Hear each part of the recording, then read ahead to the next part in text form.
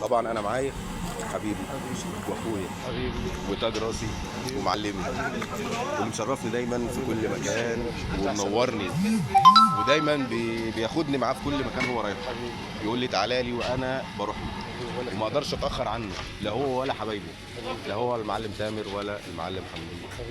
معايا اخويا الكبير، اذا كان هو اصغر مني في السن فهو كبير عندي في المقام. حبيبي انت طبعا انت كبير. فلا طبعا ده حقك يا عم عمرو، وواجب عليا اجيلك وواجب عليا اصور شغلك الجميل ده هو كبير وانت وواجب عليا. لا طبعا ده انت اللي عملت لي الاحترام. انت شركه محترمه. انا ما كنتش محترم الا بيه. المنتج بتاعك هو اللي فرض نفسك علينا، مش هو اللي فرض نفسه علينا، مش احنا اللي فرضنا نفسنا. احنا حبايب يا عم عمرو. حبيبي واتمنى العشره تدوم سواء في شغل او ما فيش. فانا اعرف راجل من العشاويه اسمه عمرو المصري، اعرف راجل من سيدي سالم اسمه عمرو المصري، اتمنى العشره تدوم بينا.